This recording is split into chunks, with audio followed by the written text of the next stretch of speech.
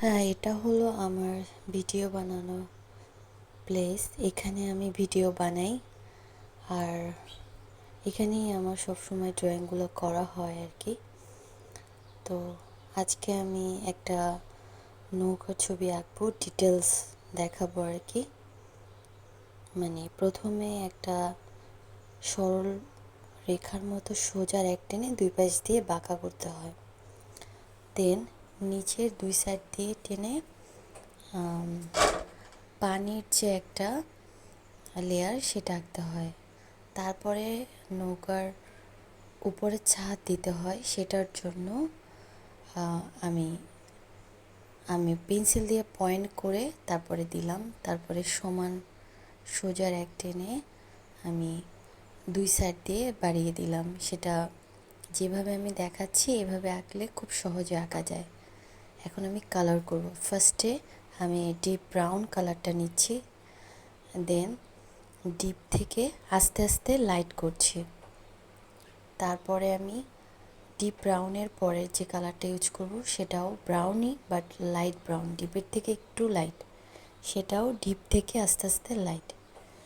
Same এর পরেরটাও আরেকটু light, ওটাও ডিপ থেকে আস্তে আস্তে লাইট। তারপরে আমি বাদামি কালার, যেটা হালকা বাদামি, সেটা নিব। আর এটা আমি লাইটিং করব একটু, সেজন্য একটুখানি ফাঁকা রেখেছি। ওইটা আমি ইয়েলো কালার দিয়ে কভার করলাম। দেন আমার নৌকার ছাদের কালার হয়ে গেছে। এখন আমি বাকি কালার করব। বাকি এখন নৌকার ভিতরে কালারটা করব ওই সেম আগের মতনই। ফার্স্টে ডিপ ব্রাউন কালারটা করে ডিপ থেকে আস্তে আস্তে লাইট, দেন ডিপের পরে যে কালারটা একটু লাইট কালার, সেটা আস্তে আস্তে ডিপ থেকে লাইট। দেন আমি হালকা ব্রাউন কালার যেটা সেটা দিলাম। এখানে আমি কিন্তু ইয়েলো কালারটা ইউজ করিনি। এখন নৌকার উপরে পোষণের ভিতরে কালারটা করব, সেটাও সেম ডিপ ব্রাউন, একটু লাইট ব্রাউন, দেন হালকা বাদামি কালারটা।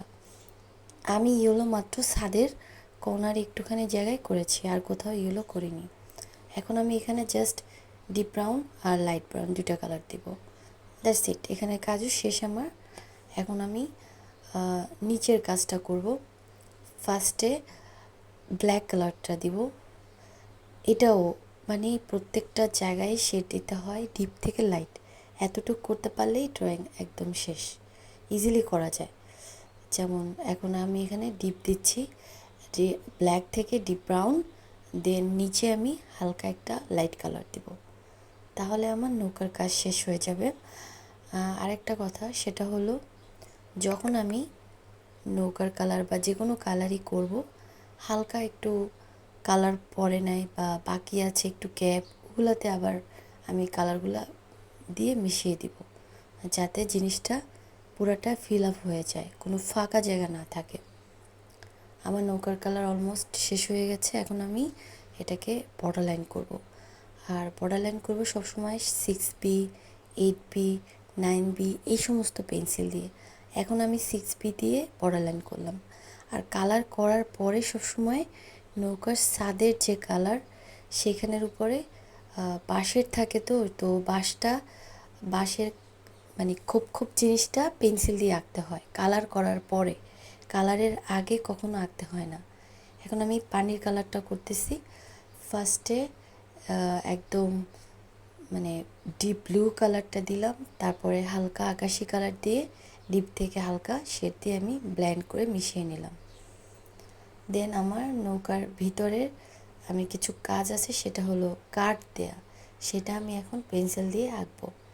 তো সেটাও আমার এখন আঁকা শেষ পর্যায়ে। এখন আমি নৌকার ভিতরে ছাদের ওইখানে আমি পেন্সিল দিয়ে এঁকে নিব আর কি। ওটাও আঁকা আমার শেষ, কমপ্লিট। এখন আমি একটা ফ্ল্যাগ আঁকতেছি, ফ্ল্যাগের স্টিকটাও আমার আঁকা হয়ে গেল। ফ্ল্যাগ আঁকা একদমই সহজ, দুই পাশ দিয়ে দুইটা সরলরেখা সাইড দিয়ে বাঁকা করে দিয়ে পতাকাটার গোল বৃত্তটা বাঁকা করলেই হয়ে যায়। এখন আমি কালার করব deep brown and light brown আর ইয়েলো, হয়ে গেল।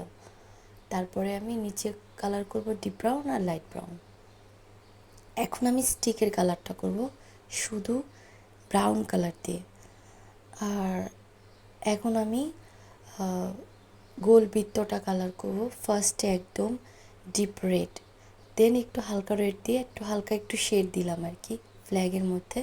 আর যেহেতু এটা উড়ন্ত পতাকা, সো গোল বৃত্তটা বাঁকা হবে, আর পতাকাটাও বাঁকা হবে, কারণ উড়ন্ত পতাকা তো সোজা থাকে না, বাঁকাই হয়। যাই হোক, আমার আর কালার করতে ইচ্ছা করছে না, তাই এটাকে আমি আর কালার করতে চাচ্ছি না। তো এখন এটা জাপানের পতাকা হয়ে গেল। গোল বৃত্তটা করার পরে চেয়েছিলাম বাংলাদেশের পতাকা করতে, যাই হোক এখন জাপানের পতাকা। চাইলে বাংলাদেশের পতাকাও বানানো যায়, জাস্ট গ্রিন কালারটা করে দিলেই হবে। তো আজকের মতো বাই বাই, টাটা, আল্লাহ হাফেজ।